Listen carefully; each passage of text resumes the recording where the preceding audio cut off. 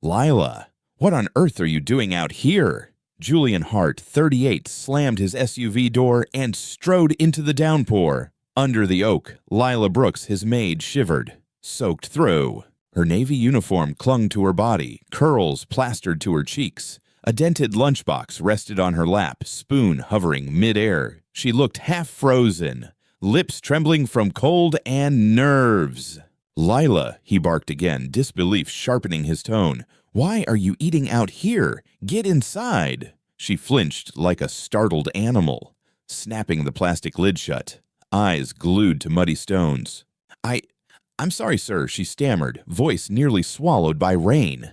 "I didn't mean—" Before Julian could push further, another voice drifted from behind him, cool, steady, perfectly controlled. "She shouldn't even be here, Mr. Hart." Mrs. Agnes Whitfield, the housekeeper, stepped beneath her umbrella with practiced composure. "I was on my way to inform you," she said. "She broke the Hart family crystal vase this afternoon, the heirloom from your grandmother's collection."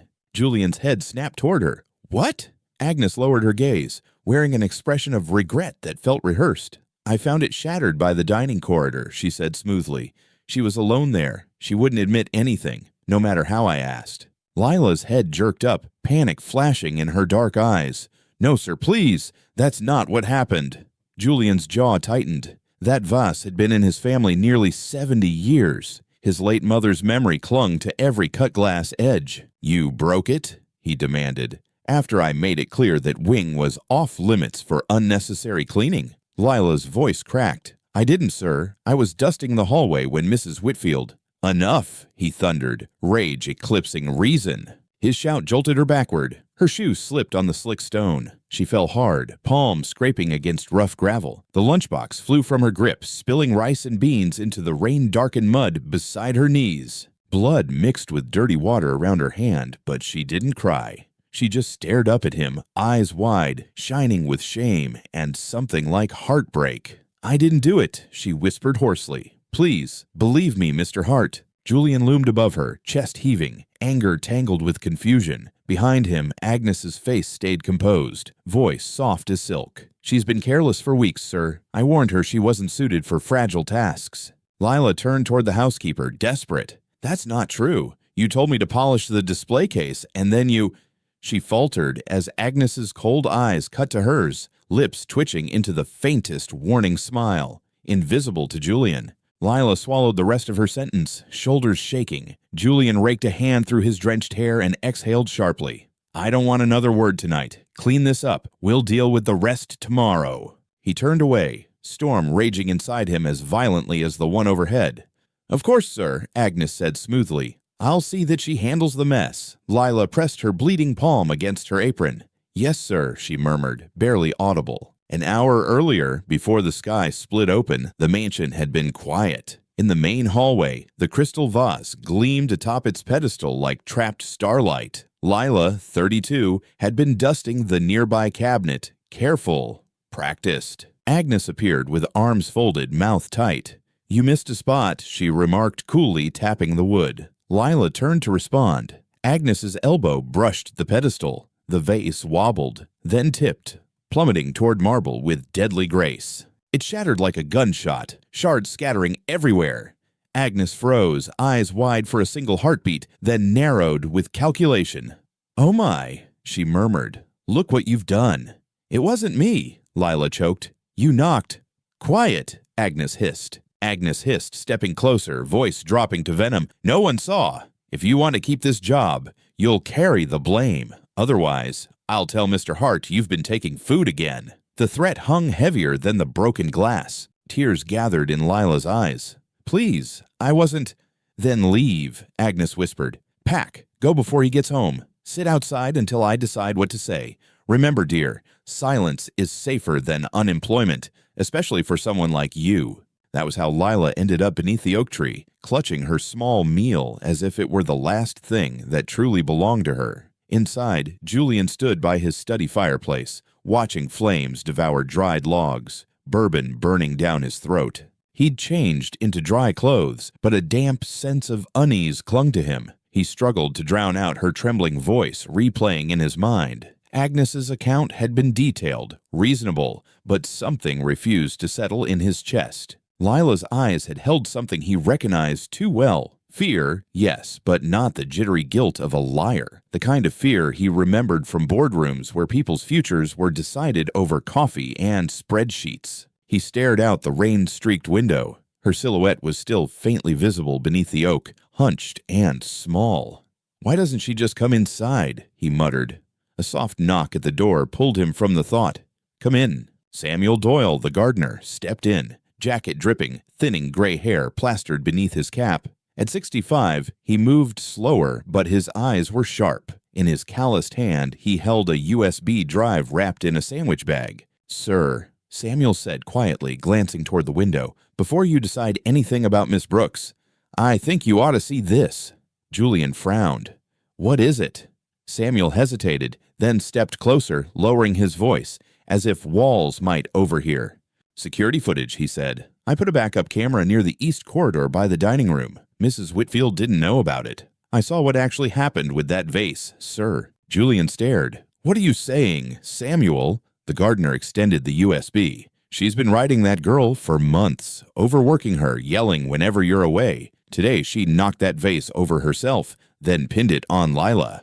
The study went still. Julian slowly took the drive, metal oddly heavy against his palm. The fire crackled loudly in the quiet. "You're certain?" Samuel nodded grimly. "Watched it before the storm knocked the power. She threatened my job if I spoke." His voice tightened. "But I can't stand by and let her ruin that woman. Not after what I saw tonight." Julian's throat dried. He turned to his desk, staring at the silver drive. "Thank you, Samuel. That'll be all." The gardener nodded and slipped out. When the door closed, Julian sank into his leather chair, staring at the rain trickling down the glass. Guilt seeped in, cold and relentless. He couldn't shake the image of Lila's bleeding hand, her spilled food dissolving in the mud. He'd yelled at her, chosen the convenient story, trusted the voice that made his life easier. "What have I done?" he whispered. Outside, the downpour softened to drizzle. Under the oak, Lila still sat, unaware that the truth now lived on his desk. For the first time in years, the billionaire felt something unfamiliar claw at his chest. Real remorse, not the tidy regret of a bad investment, but the messy kind that came with hurting someone fragile. The storm had eased into a steady, gentle fall by the time Julian leaned back, the USB untouched beside his laptop. The fire cast restless shadows along his bookshelves, but his mind paced faster than the flickering light. He should have plugged it in immediately, verified Samuel's claims, but deep down, he already knew.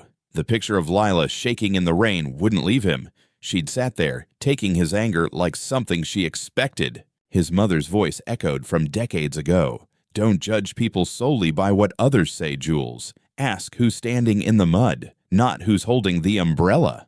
Tonight, he'd done the opposite. Cold, clinical, like during hostile takeovers. Finally, he snatched the USB, slid it into the port, and opened the single video file. The footage was grainy but clear. The east corridor appeared on screen. Agnes walked briskly past the pedestal, then pivoted sharply. Her elbow clipped the edge. The vase teetered, then crashed, exploding across marble. Julian leaned closer. Seconds later, Lila appeared, entering from the hall. Confusion clear in the looseness of her posture. Agnes's expression transformed, chillingly fast. She stepped into Lila's space, gesturing angrily, accusations practically visible in her stiff hands. There was no audio, but the blame was obvious. Then Agnes grabbed Lila's arm and marched her toward the rear entrance, toward the gardens, toward exile. The timestamp read 5:47 p.m. Julian glanced at the mantel clock. Just after 7, Lila had been outside nearly 90 minutes. He paused the video. On screen, a white woman in a crisp uniform pointed down at a young black maid, cornering her.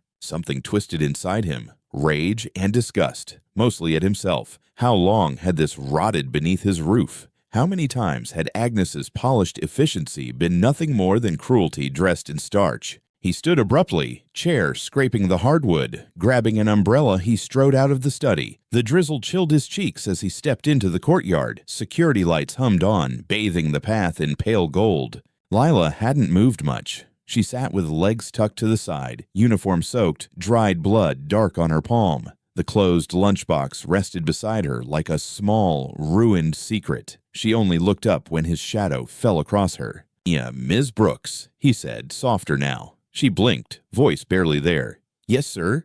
"You're hurt." She glanced at her hand. "It's fine." "I was wrong," he said. Her gaze lifted, wary. "Sir?" "I watched the footage, the camera outside the dining corridor." He swallowed. "I saw it all." Her breath caught. "Then, you know." "Agnes broke it," he said quietly. "She blamed you. She forced you out here." Lila's eyes dropped to her lap. "I tried to explain." "I know," he said. "I didn't listen." Silence stretched between them, broken only by raindrops hitting leaves. Water soaked his shoulders too now, but he didn't care. "I'm not going to ask why you didn't fight harder," he continued. "I think I already understand." "You were scared," he said gently. "Have been for a long time, I'd wager. Scared of losing your job. Scared no one would believe you, especially someone like me." Her eyes shimmered, stubbornly refusing to spill tears. "I won't make that mistake again," Julian murmured. He shrugged off his coat and draped it over her shoulders. She hesitated, then clutched it close. It looked absurdly large, but blessedly warm. "Come inside. Let me look at your hand." "I don't want to cause more trouble," she whispered. "There's no more trouble you can cause," he replied. "Mrs. Whitfield is finished here, effective immediately." That stunned her. "You're firing her?" "I'll make sure she doesn't torment another household again." He extended his hand. Lila stared at it like it might vanish. Then slowly she placed her injured palm in his, wincing. He helped her stand. As they walked back toward the mansion, the rain eased, as though the storm had finally spent itself. In the kitchen, under warm pendant lights, Julian gently cleaned her scrape, wrapping it in fresh gauze. She sat on a stool, watching his movements, his coat still around her shoulders. "You have a son, right? Micah?" he asked suddenly. Her eyes widened. "How do you—" "Samuel mentioned him," Julian said. "Said he saw drawings in your place." She relaxed slightly. "Micah wants to be a doctor." Julian tied off the bandage and met her gaze. "Then we'll make sure he gets that chance." Lila opened her mouth, but no sound came. Gratitude swelled too large to fit into words. Julian smiled faintly. "You don't owe me thanks. Just promise you'll never accept less than the truth again, even from people in expensive suits." Her shoulders shook, finally, not from cold, but from release. Julian didn't touch her, just stayed present. Outside, the last raindrops tapped against the windows, gentle as fingertips. Tomorrow would not erase tonight, but it could start mending it. Hours later, the mansion settled into its usual late-night hush. Distant hum of heating, the steady tick of the grandfather clock. Julian hadn't slept. He'd watched Lila leave 2 hours before, keeping his distance as she declined a ride. "Walking helps me clear my head," she'd said, still enveloped in his coat, back straight, despite the day. Now Julian stood alone in his study, the USB still in his laptop. He'd replayed the video several times, each viewing cutting deeper. How many mornings had she arrived early, hoping for simple kindness? How many nights had she skipped meals to cover Micah's asthma medication? How many red flags had he ignored because the system worked for him? He poured himself black coffee and stepped into the hallway. It was time. Pressing the intercom, he said, "Mrs. Whitfield, please come to the main office." 5 minutes later, she entered, posture rigid, dark dress immaculate, expression unruffled. "You called Mr. Hart?" she asked, folding her hands like she was at confession. Julian motioned toward the chair opposite his desk. "Sit," she obeyed. "I've seen the footage," he said. Her head tilted slightly. "Footage, sir." Julian tapped the spacebar. The monitor lit up, replaying her elbow striking the pedestal, the vase crashing, her accusatory gestures, her shoving Lila toward the back door. He froze the frame with her finger inches from Lila's face. Agnes's mask cracked for a heartbeat. "Ah," she said coolly. "That camera, I wasn't aware Samuel had installed another one." "No," Julian replied, voice cold. "You weren't." She didn't flinch. "What would you like me to say?" "I'd like to know why," he replied, leaning forward. Agnes sat straighter, dropping the dutiful employee act. "She doesn't belong in a place like this," she said evenly. "She walks like a victim. It unsettles the rest of the staff." "Because she's quiet?" Julian asked. "Because she knows how quiet women weaponize sympathy," Agnes countered. "Tears, obedience, submission. It's all strategy. Girls like her work their way into the good graces of men like you." His fingers dug into the armrests. "She has a child, Agnes. She's juggling 2 jobs to survive. You bullied her, threatened her, framed her. When she didn't fight back, you called it weakness." Agnes's eyes stayed cold. "I kept this estate running for 16 years, she said. "No missing inventory, no chaos. You enjoyed that order because I enforced it. Now you'll let it fall apart to play savior for the help." Julian stood. "Get out." She blinked slowly. "Excuse me." "You're finished here," he said. "Gather your things. The driver will take you wherever you like, but your time at Hart Estate is over." Her composure finally faltered. "You're discarding me for her?" "No," he replied. "I'm dismissing you because I let your poison seep into my home for far too long." Agnes rose, smoothing her jacket like armor. "You'll regret this," she said. "I regret not seeing you sooner," he answered. She left without another word. The next day, the house felt different. Not quieter exactly, but cleaner in a way no polish could produce. In the hallway outside the breakfast room, Nina, the younger maid, approached Julian, cheeks flushed. "Thank you, sir," she whispered. "For what?" he asked. "For her," Nina answered simply. Julian nodded. He didn't need elaboration. That afternoon, he gathered the household staff beneath the crystal chandelier. Faces he'd barely truly seen before now watched him carefully. "Effective immediately," he said. "Lila Brooks is no longer a housemaid. She'll assist me directly with internal management and staff oversight. Her son's medical expenses will be covered by the Hart Family Trust. If anyone has concerns, my door is open." No one moved. Then slowly Nina began clapping. Others joined hesitantly at first, then with real warmth. Julian turned away, unsure whether the ache in his chest was guilt, pride, or both. Across town, in a small 2-bedroom apartment squeezed between a corner store and a laundromat, Lila sat on the floor with Micah. He lay cross-legged, pencil in hand, frowning over spelling homework. "How do you spell honor again, Mom?" She smiled. "Honor. Remember?" "Oh yeah," he grinned. "One day I'll be Dr. Micah Brooks. Then I'll buy you a big fancy lunchbox." She laughed softly. "Deal, doctor." Her phone buzzed. A message from an unknown number. From Julian Hart. "We should discuss your schedule tomorrow. Some changes are coming." Starting with "no more lunches in the rain." Lila stared at the screen, throat tight. One small tear escaped, not from fear, but from finally feeling seen. Lila returned to Hart Estate the next morning under a sky painted soft gold. The storm had passed, leaving everything slick with dew. The property shimmered with the quiet cleanliness that followed chaos. As she stepped through the staff entrance, she sensed something missing. The constant coil of tension. No one avoided her eyes. No one whispered when she passed. Nina smiled. "Morning, Miss Lila." Lila blinked at the new formality. "Miss Lila?" she repeated. Nina nodded shyly. Lila gave a small nod back. Adjusting the blazer Julian had provided, her uniform lay folded in her bag. Today she wasn't here as the help.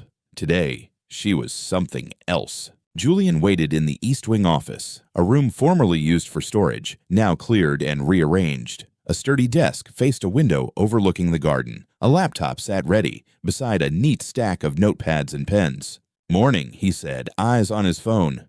"Good morning, Mr. Hart," she replied. "Here, just Julian," he corrected lightly, "if you're comfortable with that." She hesitated, then nodded. "All right, Julian." He looked up, more relaxed than she'd seen. There's fresh coffee in the side room," he added, "and I had them bring in tea. Figured that's more your thing." "It is," she said, surprised he'd noticed. They stood in a brief, awkward pause before he gestured toward the desk. "This is yours," he said. "You'll help me with schedules, staff needs, rotations, everything that slipped through the cracks." Lila ran her fingers along the desk's worn edge. Real oak, repurposed, like the tree outside, like her own life. "I also spoke with the foundation this morning," Julian added. "We're establishing a medical trust for Micah, appointments, medication, whatever he needs now and later." Her head snapped up. "You don't have to do that." "I know," he said. "I want to. He seems like a good kid, and you're clearly a good mother." Emotion burned behind her eyes. "Thank you," she whispered. He smiled. "You've thanked me enough. Let's get to work." Mid-morning, Lila walked the estate with a clipboard, seeing everything anew. It wasn't just polished surfaces and silent hallways anymore. It was people, patterns, weak points hidden under routine. In the laundry corridor, 2 maids folded towels. "Miss Lila," said Rosa, the older one.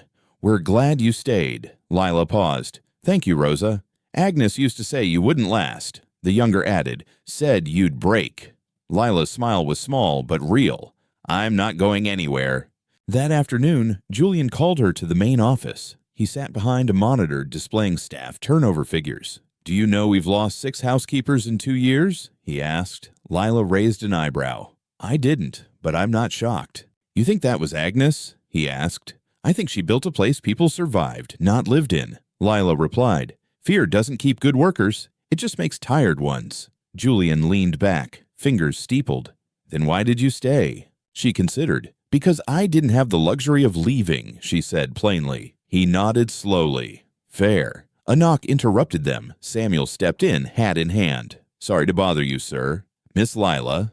Julian motioned him inside. "You don't have to knock anymore, Samuel," Julian said. Samuel smiled faintly. "Old habits." He turned to Lila. "Just wanted to thank you for standing your ground and for making this place feel less cold." Lila's eyes softened. "You're the one who spoke up," she replied. "I was hiding under a tree. You walked into the storm." Samuel shook his head. "Took me too long. I was scared too." Julian glanced between them. "I think a lot of us were. Not anymore." That evening, after most staff had gone, Lila wandered back to the garden. She followed the stone path to the oak, the very spot she'd sat crying silently 2 nights before. Now the air was still, soil dark but undisturbed. She tilted her head back, exhaling slowly. This wasn't about revenge. Not really. It was about finally breathing without asking permission. Footsteps crunched behind her. "Thought I might find you here," Julian said, joining her at the trunk. "Just needed a minute," she replied. He nodded, looking up through the branches. "I used to think this place ran like a machine," he admitted. "Efficient, predictable. I never noticed what was grinding underneath." She glanced at him, unsure. He continued, "Turns out the strongest person here was sitting under this tree while I yelled at her." Lila smiled faintly. "I wasn't trying to be strong," she said. "I just didn't have another option." Julian reached into his coat pocket and pulled out a small bundle wrapped in cloth. He carefully unwrapped a ceramic figurine, old, chipped at the base. "My mom gave me this when I was 11, he said. "I broke a corner once. I hid it for weeks, terrified she'd be furious. When she found it, she said, 'Things break, Julian. That's how we know we use them.'" He met Lila's eyes. "I think people work that way, too." Her breath hitched. He held the figurine out. "Keep it," he said. "A reminder not everything shattered stays that way." She took it carefully, fingers brushing his. "Thank you," she said softly. They stood in companionable silence as the sun slipped behind the estate. For the first time, Lila didn't feel like a shadow haunting someone else's house. She felt like someone whose presence mattered, whose absence would leave more than an empty chair. The kitchen had always been a space of echoes, pans clanging, gossip murmur, running water. For most of her time here, Lila had moved through it like background noise, efficient and invisible. Today, as she entered, conversation paused briefly. Nina and Rosa, prepping fruit for breakfast trays, looked up, but this time they didn't avert their gaze. "Miss Lila," Nina said, nodding toward a fresh pot. "Coffee's on if you want some." "Thank you," Lila said, setting her tablet down. "Don't mind me, just checking supplies." She scanned pantry shelves, noting missing labels and outdated items. Agnes had always handled inventory alone, wielding it like a weapon. Lila intended something different, accountability without humiliation. "Any issues with deliveries?" Lila asked casually.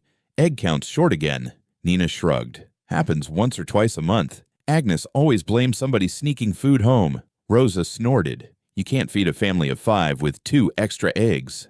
They laughed, tension easing. Lila jotted a note. "I'll talk to the supplier," she said, "and no one gets accused of anything without proof again." Rosa tilted her head. Strange hearing that from someone who used to get blamed first. Lila's smile didn't fade. "Feels strange saying it," she replied, "but we're doing things differently now."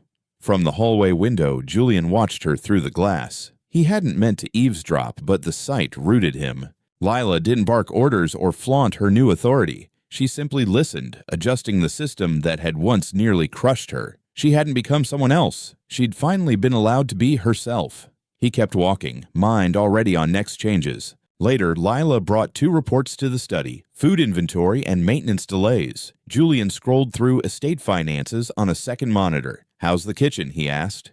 "Lighter," she answered. "Less fear, more fruit." He chuckled. "Progress." She pointed to a line on the report. "We also need to talk about laundry. Rosa's working double shifts. She's limping, but she won't complain." Julian skimmed the notes. "Cut her hours by 20%. Raise her pay. I'll cover the difference." Lila blinked. "That's generous." "It's not generosity," Julian said. "It's responsibility. If I can afford marble floors, I can afford not to grind people into them." She tucked that phrase away, something to remember on hard nights. He studied her. "You're good at this," he said. "I'm just doing what should have happened a long time ago," she replied. "That's the hard part," he said quietly, "fixing what everyone got used to ignoring." Late afternoon, Lila slipped into the formal sitting room, a place she'd once avoided when guests visited. She'd eaten many rushed lunches in corners, pretending not to hear sneers about bleach smells. Now she sat briefly on the velvet settee. From here, she could see the oak tree's branches reaching toward the sky. Her phone buzzed. A text from Nina.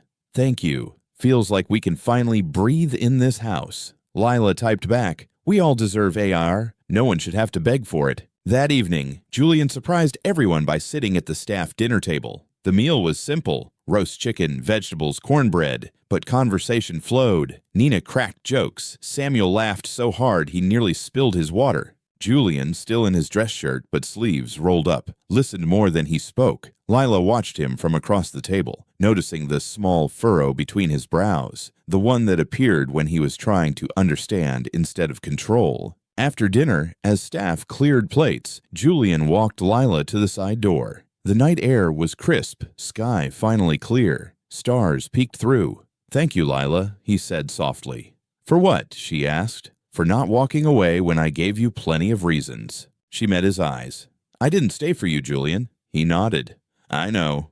I stayed because people like Agnes don't get to decide where I belong." He swallowed. "I'm glad you did." "See you tomorrow," she said, stepping into the night, head high. The next morning arrived with a sharper chill, hinting winter wasn't far. Julian stood at his bedroom window, coffee in hand, watching the garden. The oak's leaves were turning burnt orange, some edges already brown. Even the tree was changing. He thought inevitably of Lila. For a week now, she'd arrived at 7 on the dot, never rushed, always prepared, small notebook at the ready. The staff had adjusted to her leadership faster than he'd expected. Respect had clearly been earned, long ago. Today, he had something different in mind. He walked down a quieter east hallway, past old portraits, to a door he hadn't opened in years. He turned the brass knob with a key he hadn't used since his late 30s. Dust motes spun in the light, slicing through tall windows. Shelves full of medical journals and charity notes lined the walls. A leather armchair sat beneath his grandmother's faded portrait. On a side table rested a framed photo, his mother, younger, holding him. This had been her sanctuary before illness stole her energy. He'd kept it sealed, afraid to disturb anything. Now, for reasons he couldn't fully name, he knew it needed to live again, not as a shrine, but as something useful. He texted Lila, "Meet me at the East Hall. Bring your planner." Got an idea. Moments later, she walked down the corridor, steps careful on the creaking floorboards. She paused at the doorway. "I've never been down here," she murmured. "Almost no one has," he replied, brushing dust off a shelf. "This was my mother's room. She was a nurse. Planned fundraisers here, wrote letters, organized clinics." Lila stepped inside, breathing in the lingering scent of old pages and lavender. "It still feels like her," she said. Julian nodded. "I want it to matter again. Not just as a memory." She looked around. "What do you want it to become?" He hesitated. "A staff wellness room, quiet space, books, resources, a place to exhale." Lila blinked. "That's incredible." He smiled awkwardly. "I was hoping you'd help design it. You know better than I do what people here actually need." Her throat tightened. "I'd be honored," she said. A new kind of legacy began forming in that dust-filled room. Later, in her small office, the estate buzzed faintly around her, footsteps, distant voices, clinking silver. Lila tried to focus on schedules and supply requests, but her thoughts kept circling back to that room and Julian's tentative hope. Just before lunch, Nina came in with coffee and 2 warm croissants. "You don't have to bring that," Lila protested. "I know," Nina grinned, "but I like that you eat now." Lila laughed. "Your trouble." "Good trouble," Nina replied, hopping onto the desk edge. "A few months ago," Nina said, "none of us thought you'd last here. Not because you weren't good, but because this house didn't let people like us stay." Lila looked at her. "And now," Nina shrugged. "Now it feels like maybe we're allowed to. Allowed to stay, maybe even belong." Those words lingered long after Nina left. That evening, Julian walked the garden paths alone, hands in his coat pockets. The stars were faint but steady overhead. He stopped beneath the oak, his thinking place now, too. He heard the door creak open behind him, then softer steps. Lila joined him, folder in hand. "Finished the wellness room outline," she said, passing it over. He flipped through. Soft lighting, comfortable chairs, books, financial literacy pamphlets, therapy resources. He closed the folder. "This is more than I imagined," he said. "It's what I would have needed," Lila replied quietly. "A year ago. 5 years ago." He nodded. "When I hired you, I didn't even remember your name. I'm not proud of that." She smirked slightly. "You remember it now." "I do," he said, "and I don't want to look away again." Her smile faded into something steadier. "Then don't." He stepped a little closer, careful not to crowd her. "I won't," he promised. Days later, in the gallery hallway, rows of heart portraits watched silently as Julian and Lila walked side by side. "All hearts?" she asked. "Every last one," he said, "except my mother. Her photo's in storage. Agnes said it looked too modern." Lila stopped by a blank section of wall bearing a brass plaque marked "Reserved." "What's this for?" "Used to be for the next heart heir," he said. "Never got around to it." She traced the edge. "Maybe it doesn't have to be blood," she murmured. The new portrait wall came together, piece by piece. Julian cleared the section of gallery, ordered simple frames, and told Lila she'd pick the first 5 honorees herself. No arguments, no substitutions, just the names that felt right. She chose Samuel, Nina, Rosa, Marta the cook, and Mr. Everett Cole, the retired driver who still visited on Sundays. Each portrait would be black and white. No airbrushing, just their faces and a single quote underneath. Nina's line read, "I stayed to get louder, not quieter." Samuel's, "Every seed I planted here grew more than I imagined." Lila's own space remained empty for now. She wasn't ready to see her face on that wall yet. That night, Julian found Lila alone in the old archive room, sitting cross-legged beside open boxes of photographs Agnes had kept locked away. "I found your mom's picture," she said softly, lifting a thin silver frame toward him. It showed his mother in the former reading room, sunshine sliding across her cheek, a book open in her lap. Julian's hand shook when he took it. "I haven't seen this since the funeral," he whispered. "She belongs back upstairs." "So do you," Lila said quietly. She shook her head when he started to protest, and he let it go. Instead, he opened a dusty carton marked MH letters and pulled out a bundle of yellowed envelopes tied with faded blue ribbon. Lila slipped one free, unfolding it carefully. A note to a young patient, written in looping ink, simple and tender. At the bottom, a final line. "Even when you're scared, keep your eyes open. That's how you see who walks beside you." Lila refolded the page and placed it in his hand. "She already understood," she murmured. Julian stared at the script, throat tight. "She knew everything I'm only figuring out now," he admitted. Around them, forgotten years pressed close, quietly listening. They stayed there on the floor, shoulders nearly touching, surrounded by boxes of memories that Agnes had tried to bury. The future of the estate was quietly being replanted in the same room where its past had been sealed away. Just after 7 the next morning, Lila opened the front door of Hart Estate. The sky was still washed-out gray, grass beating with dew, the world suspended between darkness and daylight as if holding its breath for a verdict. She bent automatically to grab the morning paper, an old habit from her maid days. Julian preferred digital news now, but the weight of print had always settled her nerves. Today, though, the headline punched the air from her lungs. "Scandal in service." Hard Estates maid to exec rise, sparks questions. Her name appeared in bold twice before the first column break. She didn't need to finish the story. She already felt the undertones, coded suspicion dressed up as concerned inquiry. The accompanying photo showed her leaving the estate gates weeks ago. Tired eyes, plain clothes, no smile. Of course, they'd chosen that one. Carefully, Lila folded the paper in half and set it face down on the entry table. Then she walked straight to the study. Julian sat at his desk, coffee in hand, scrolling through emails with a clenched jaw. He looked up the second she entered. "You saw it?" he asked. "I did," she answered, voice flat. He rose at once. "I'm sorry, Lila. I should have seen this coming." She crossed her arms, not defensive, just bracing herself. "Who handed it to them?" "Most likely someone at the Ames Foundation," he said. "It's coordinated. Whispers upgraded to headlines." "And the board?" she asked. "Spooked," he replied. "I called an emergency session. They haven't yanked support yet, but they're rattled." She studied his face. "You don't look rattled." "I'm not," Julian said quietly. "I'm furious." "I don't need you fighting my personal war," she said. "I'm not," he replied. "This is ours now." He picked up a slim folder and handed it to her. "Our response. A public letter we signed together. Or not at all." Lila opened it and read aloud.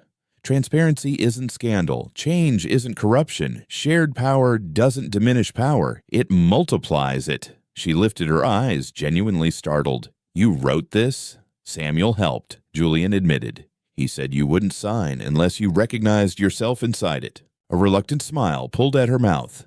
"He knows me too well." Julian moved toward the fireplace, one hand braced on the mantel. "They're not going to stop, Lila. You understand that?" She nodded. "Then let them spend their energy," she answered. Later that morning, Lila sat in her office while her phone buzzed with notifications, articles, mentions, messages from numbers she didn't recognize. Nina walked in with coffee and a pastry carefully wrapped in a cloth napkin, setting them down without ceremony. "You hanging in there?" Nina asked. "Barely," Lila admitted. "Want me to march downtown and shout at someone in expensive shoes? I'll do it. I'll wear my good church heels." Lila laughed. "No crimes today, please, but thank you." Nina perched on the edge of the desk. "You knew something like this might happen, didn't you?" "I did," Lila said softly. "I just didn't realize it would feel so much like being stripped naked in public again." "You're not just some name they can chew and spit out," Nina said. "You're proof the old rules crack. That's why they're scared." Lila glanced at the folded newspaper nearby. "Sometimes I wonder if I should have just kept my head down."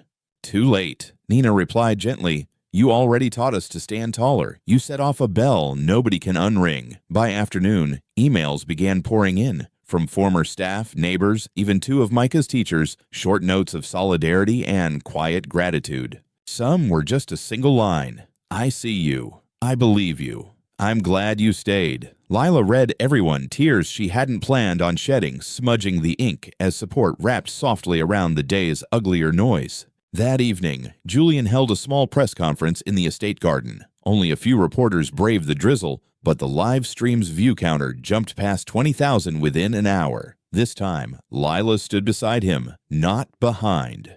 "This property has survived wars, recessions, and more ego than I'd like to admit," Julian began, "but nothing has threatened it more than silence. Silence about who actually holds it together." He gestured toward Lila. "That ends today." "This is Lila Brooks," he continued. "She helped rebuild this house, not with bricks or paint, but with accountability, structure, and a spine made of pure steel. Every role she holds here was earned the hard way." Lila stepped forward, ignoring the podium. She looked straight into the nearest camera. "You don't have to believe in me," she said, "but believe in the people who wash your dishes, watch your kids, and make your meals. And because when you dismiss them," she added quietly, "you're dismissing the foundation holding your life up."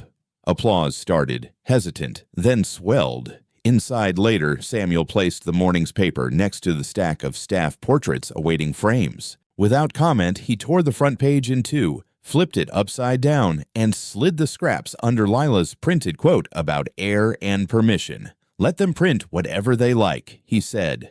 "These walls remember better than they do." Overnight, the weather shifted. Gray thickened into a soft, persistent rain, and the estate seemed to fold into itself. Lila woke before dawn to the steady tap of water against glass and a heaviness she couldn't blame entirely on the storm. By 8, Julian had called her to the study. He sat behind his desk, uncharacteristically still, a sealed manila envelope in front of him. His hair was damp, suit jacket tossed over a chair, exhaustion carved beneath his eyes. "You okay?" Lila asked softly. He nodded once. "I need you to see something." She sat opposite him. He nudged the envelope across the polished wood.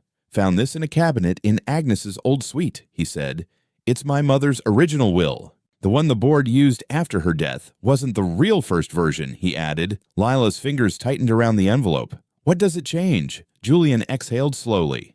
"It names me, sure, but it also establishes a trust for staff." Lila froze. "A trust? A long-term wellness and education fund for anyone who served here more than 5 years." He explained. She listed Samuel, Rosa, Marta, Mr. Everett, people who've given their whole lives to this place. "Why did nobody know?" Lila asked. "Because Agnes buried it," Julian said bitterly. She filed a clean version, stripped the staff clause, consolidated assets, probably told herself she was protecting the estate's bottom line. Lila's hands curled into fists in her lap. "She stole their safety net." "She did," Julian agreed. "And I'm going to fix it." He pulled out a legal pad filled with messy handwriting. "I've already talked to my attorney about reinstating everything, retroactively." Lila's chest ached. "They don't realize what this could mean for their families," she whispered. "They will," Julian said. His gaze met hers, fierce and vulnerable at once. "I need you beside me when we tell them. This isn't PR, it's course correction." "It's justice," Lila replied. By late afternoon, she'd gathered the senior staff in the east parlor. Samuel, Nina, Rosa, Marta, several older workers. Rain rattled softly against tall windows. Julian entered quietly and stood at her shoulder. Lila cleared her throat. "We found something of Mrs. Hart's," she began. "Something that was supposed to be yours years ago." Julian lifted the original will. "This document," he said, "was written to honor everyone who built this home with their labor. My mother believed the estate's success should be shared," he continued. "She outlined funds so your kids could study, so your medical bills wouldn't bury you, so retirement wouldn't feel like exile." The room fell completely still. Samuel rubbed his face with one weathered hand. Nina whispered, "She saw us." Rosa's voice shook, even when no one else did. Lila smiled faintly. "She did, and now the rest of the world will too." Julian went on, voice firm. "Everyone who's worked here more than 5 years will receive a letter detailing the trust, education grants, health coverage, housing support if needed. This isn't charity. This is something you were promised and denied." Silence stretched, thick and holy. Finally, Samuel said, voice cracking, "If I'd known this existed back then," Julian asked quietly, "you would have stayed longer?" Samuel shook his head. "No. I would have believed this place could be better." After they dispersed, Lila lingered in the empty parlor, palm resting on the mantel. Justice rarely arrived neatly labeled and right on time. When it did at all, it usually felt like a miracle that came with paperwork attached. Julian joined her, eyes reflecting the fire. "She wrote it because she knew I might forget," he said. "Knew I'd need instructions when the noise got louder than my conscience." "You didn't forget," Lila replied. "You almost did," he admitted. "You're the reason I started listening again." They watched the flames for a while. "What happens now?" she asked. "Now," he said, "we rebuild the board, shift the power, make sure this house protects the people who protect it." "And your name? Your legacy?" she asked. Julian shrugged slightly. "My legacy isn't whatever ends up on a stone plaque," he said. "It's what they carry forward when I'm no longer here. That's the part that matters." Later, Nina found Lila over the stove, stirring a pot of soup in the staff kitchen. "You good?" Nina asked. Lila looked up, dazed but softer. "I think I'm finally catching up to my own life," she said. Nina smirked. "You ever gonna let them hang your picture on that wall?" Lila's mouth twisted. "Maybe once I've earned it." "You already earned it twice," Nina shot back. She stirred the soup and added, "My mama used to say, justice sometimes looks like soup." "Everybody sitting at the same table for once." Lila smiled. "Then we'd better feed them well." Downtown, the 34th floor conference room of Hart Global gleamed with glass and polished wood. The city skyline spread beyond like another kind of kingdom.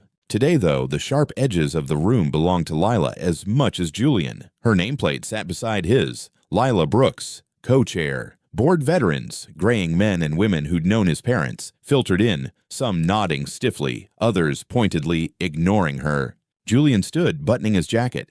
"Thanks for coming on short notice," he began. "2 items today, 1 financial, 1 moral." He let the last word hang. Board chair Dorothy Hale adjusted her glasses.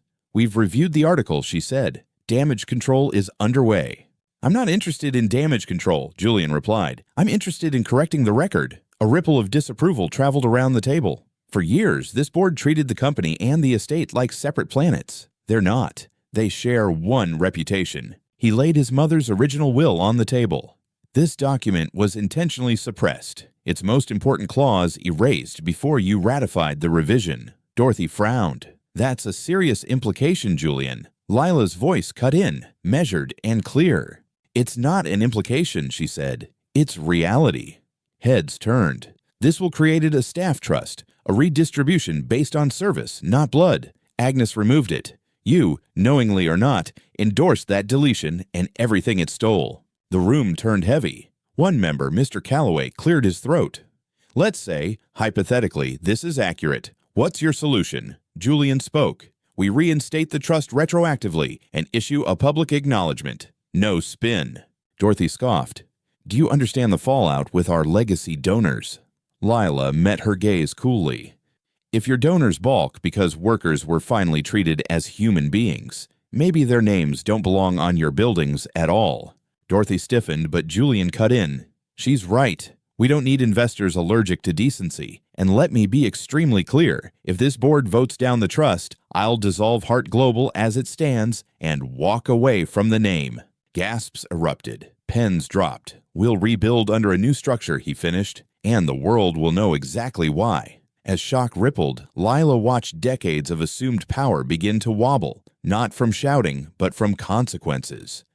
"Let's vote," Julian said. When the count finished, 7 in favor, 4 opposed, 2 abstaining, the motion passed. Lila's hands were steady as she gathered her notes. Julian closed his folder, an exhausted kind of relief in his eyes. As members filed out, one woman in her late 60s paused beside Lila.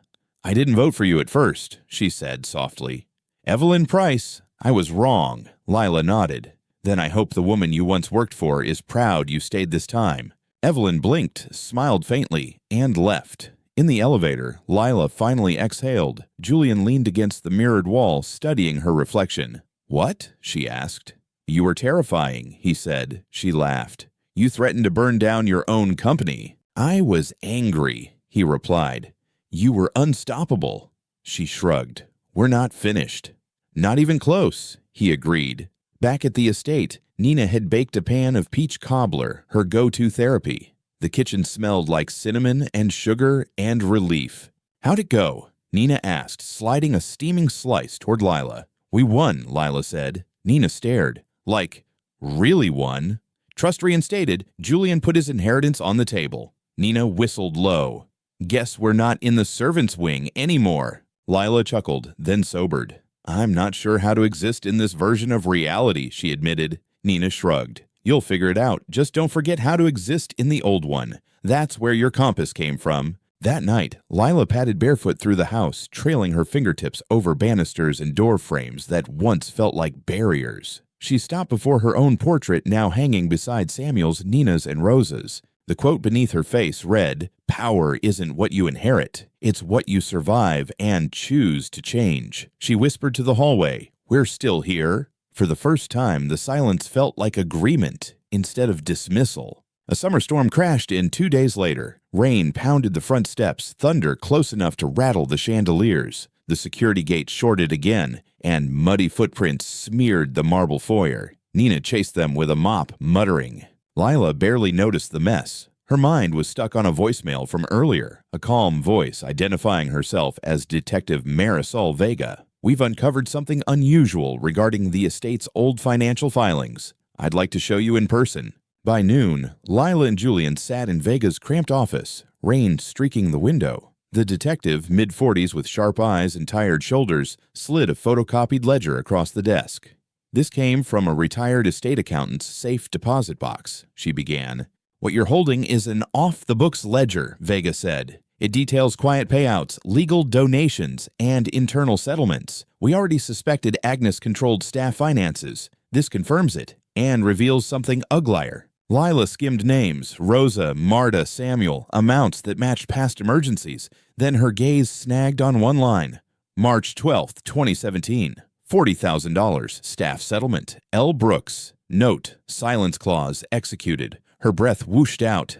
That never happened, she whispered. Julian read over her shoulder. She never signed anything. She never received this.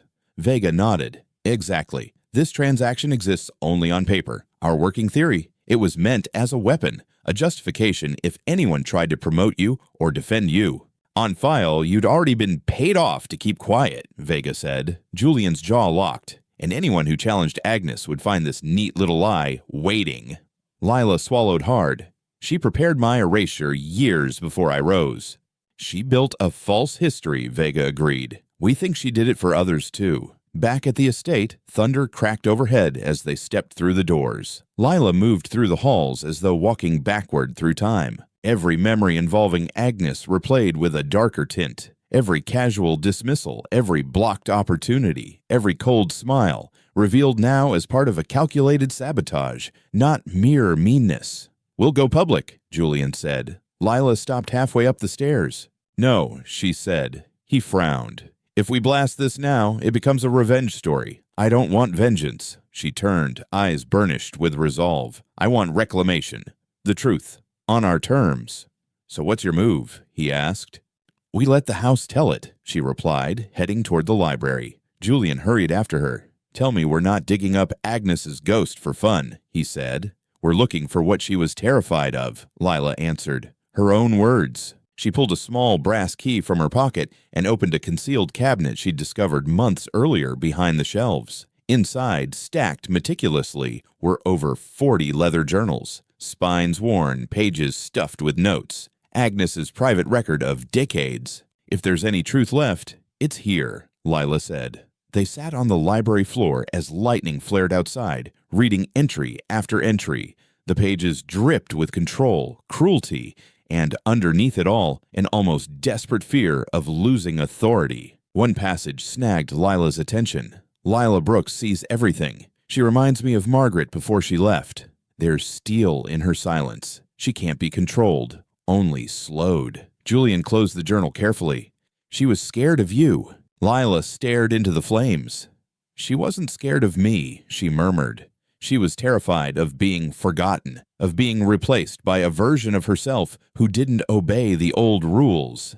That realization landed heavier than anger. That night, Lila gathered the staff beneath the oak tree. The rain had faded, leaving the ground soft and the air clean. She held one of Agnes's journals in one hand and a copy of the forged ledger entry in the other. Today I found something that tried to rewrite who I am, she said, voice steady. A lie written years ago, waiting to be used. Faces watched her. Samuel, Nina, Rosa, Marta, newer workers who'd only known the post-Agnes ERA. I won't let anyone pre-write my story, Lila continued. She held up the ledger copy. This ends here. She placed it in a metal fire bowl, struck a match, and dropped it. Paper curled, blackened, then surrendered to flame. No cameras, no spectacle, just a clean burn in the dark. Julian stepped beside her. What about the rest? He asked softly. Lila gazed up through the branches. We keep the journals, she said. We share their truth slowly, on our terms. We won't hide it, she added, but we won't let it own us either. As the last page crumbled to ash, a small wind gusted, carrying fragments into the night. Lila stood tall, less a survivor now, and more, the storm's architect. Days later, the nursery hallway lay quiet. Early light diffused through linen curtains. Lila padded along in bare feet, coffee mug warming her hands. After everything, ledger, journals, hearings, the silence tasted different, not empty. Waiting. A tiny sound broke it, a rustle near the old service door. Lila paused, turning. A small shadow tried to disappear behind a chair, barely 3 feet tall. Hey there, she said gently. You don't have to hide. A little boy crept out, mop of curls, dinosaur t-shirt hanging off his narrow shoulders. He clutched a crumpled drawing. Lila's heart squeezed. You lost? She asked. He sniffled and thrust the paper toward her, two stick figures under a huge sun. One figure had a green dress, the other spiky orange hair. She recognized it from a folder in Julian's office. You must be Daniel, she said. He nodded. Where's your grown-up? He pointed down the hall. He's snoring too loud, he whispered. Lila bit back a smile. That can be scary.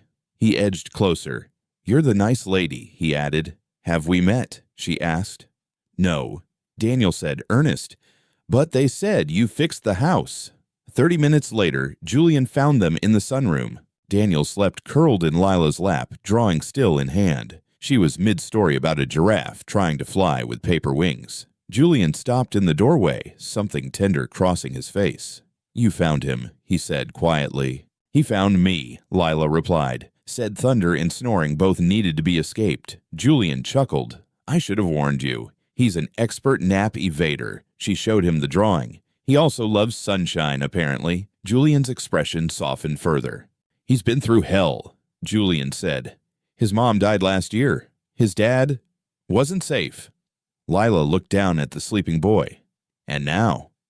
Now he's here, Julian replied. For a while. The foundation wants to expand. Build a proper transition wing. Daniel may be the first of many, he added. Lila brushed a curl from Daniel's forehead. He thinks I fixed the house, she murmured. You did, Julian said. She shook her head. Maybe I nudged it. He might be the one who heals it. That evening, educators and community liaisons from the foundation gathered in the parlor. Lila sat at the head of the table with Julian, notes spread neatly. We've cleared the east wing, she began. Guest rooms are being converted to long-term suites. The idea isn't just shelter, she continued. It's stability, a place kids can catch their breath while everything else is chaos. A woman from Child Services frowned slightly. You're housing foster kids at Hart Estate. Lila nodded. Yes. Children with nowhere else safe, she clarified. Another man murmured, It's highly unconventional. Lila smiled faintly. So am I. Julian spoke. The estate has room, structure, resources. What it lacked was the courage to reimagine its purpose. That's no longer a problem. Murmurs followed, concerns, curiosity, but no outright rejection. The world was watching too closely now for anyone to comfortably defend old hierarchies. By nightfall, plans were sketched, timelines agreed upon. The East Wing would learn a new kind of noise. Lila walked through the cleared hallway later, pausing at each freshly painted door. Beds made, shelves waiting for books, soft lamps ready to be switched on. Daniel was just the beginning. She opened a window, letting cool air flood the space. Behind her, Julian leaned in the doorway. You all right? He asked. She nodded. I used to daydream about running away from this house, she said. Now I stay awake at night, thinking about what it can become. Remember what you told me, he asked. Justice is reclamation, not revenge. She nodded. This, he said, motioning down the hall, is that. She looked out over the grounds, voice steady. We're only just starting. That weekend, the staff gathered for the estate's first family dinner. No uniforms, no hierarchies, just mismatched chairs, too much food, and easy music. Daniel sat between Rosa and Samuel, animatedly describing flying giraffes again. When dessert appeared, Nina clinked her glass. I've got a toast, she announced. To Lila Brooks, our storm, our backbone, our sister. You shook this house down to studs and are building something bigger than any of us imagined. Lila rose, eyes bright. She lifted her glass. To the ones who stayed, she said. The room answered as one. To the ones who stayed. Dawn, a few days later, found her walking barefoot through the dew-damp garden, robe drawn tight. Fog hugged the hedges. The air smelled like damp earth and second chances. Her thoughts circled back to Agnes's journals, one entry in particular. I fear what Lila could become because she reminds me of who I killed to fit in. That line had haunted her all night, not as praise, but as confession. At the marble bench beneath the old fig tree, Agnes's favorite spot, Lila sat and laid her palm on the cold stone. I'm not here to curse you, she whispered. But I won't guard your silence anymore. Footsteps creaked behind her. Julian appeared with a steaming mug. Nina says you'd be out here wrestling ghosts, he said. Lila accepted the cup, smiling. She knows me too well. You found something in those journals, Julian said. She believed in change once, Lila answered. then buried it under fear. She was terrified of losing grip on a system that was already strangling her. Julian nodded slowly. That sounds like Agnes. She feared me, Lila said, eyes on the trees, because I reminded her of the parts she lost. Julian was quiet a moment. Is that where I'm headed? He asked finally. That kind of fear? She turned to him. Only if you stop listening. I don't want to become what this house trained people to be, he admitted. Then don't, she said. You open the doors. Keep walking through them. He looked at her steadily. I didn't just open them, Lila. I followed you through.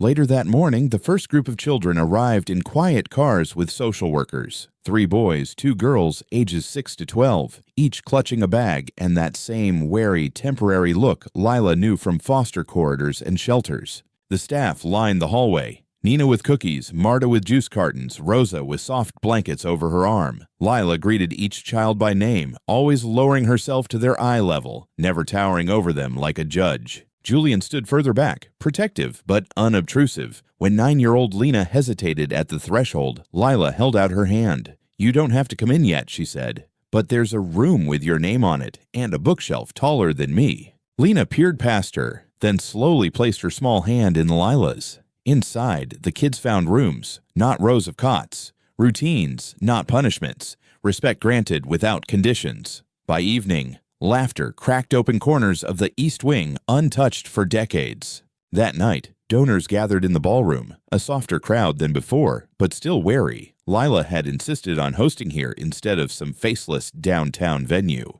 Let them see what their money actually touches, she'd told Julian. Guests arrived in tailored clothes, greeted at the door not by a butler but by Nina, whose gaze silently informed them this was sacred ground. Lila wore a simple navy dress, no glamour, just quiet authority that fit like skin. During dinner, Julian rose with his glass. This property has long been obsessed with legacy, he said. For years, we defined that by money and surname, but that definition nearly destroyed us. His eyes found Lila across the room. Now we define legacy differently, he continued. It's not what you stack in your own vault, but what you build for others when nobody's taking pictures. Someone murmured to Lila, and a ripple followed, glasses lifting. She reluctantly stood. To the ones who scrubbed these floors with no applause, she said. To those who stayed when it hurt. To the kids learning it's safe to unpack a bag again. That's the legacy that matters. The applause that followed felt unguarded, real. Later, on the upstairs balcony, Lila leaned on the rail, bare feet against cool stone. Below, the estate glowed warm, windows like lanterns, music, a faint pulse. Julian joined her quietly. You okay? He asked. I think I'm finally full, she said. Like the spinning stopped for a minute. He smiled. Remember when you first arrived? He asked. Which time? She teased. When I thought you stole the porcelain, or when you were scrubbing baseboards. Both, he said. She nodded. I remember feeling completely invisible here. And now? He asked. She looked at the stars. Now I'm the part they'll never erase, she replied. Night deepened, velvet and star-pricked. From her bedroom, Lila could see the west wing lit softly instead of shuttered, children's shadows moving behind curtains. Her phone rang. Unknown number. She considered letting it die, then answered. This is Lila. A calm voice responded, Ms. Brooks, I'm Agent Lauren Keating with the Department of Justice. We need to speak privately regarding foundation finances. They met the next morning in a windowless conference room at a federal building outside the city. Keating slid a thick folder across.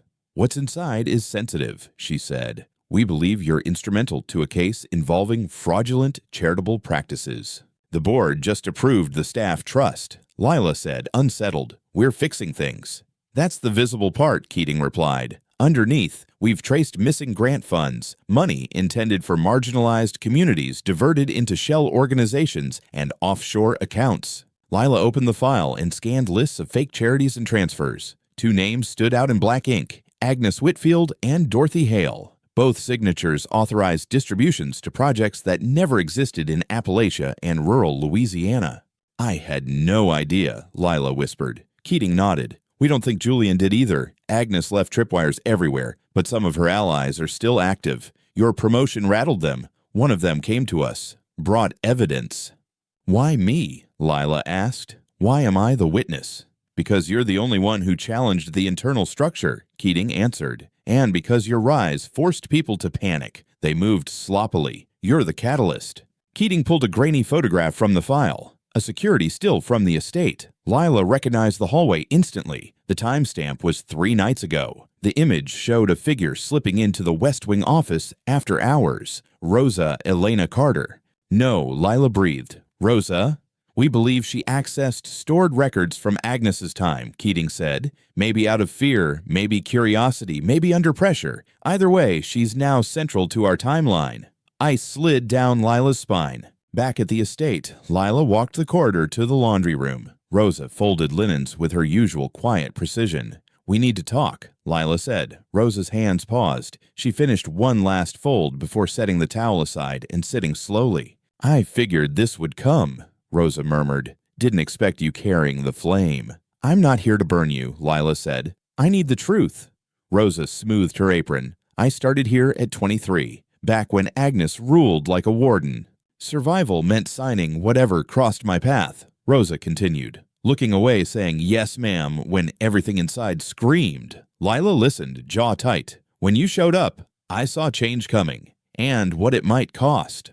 You went into the West Wing office, Lila said. Rosa nodded. Not to steal, to bury what I should have burned. She opened a drawer, pulling out a sealed envelope. Letters between Agnes and Dorothy, proof they siphoned grants into their own pockets. Why wait? Lila asked. Rosa's eyes glistened. Because I thought protecting the house meant hiding its shame.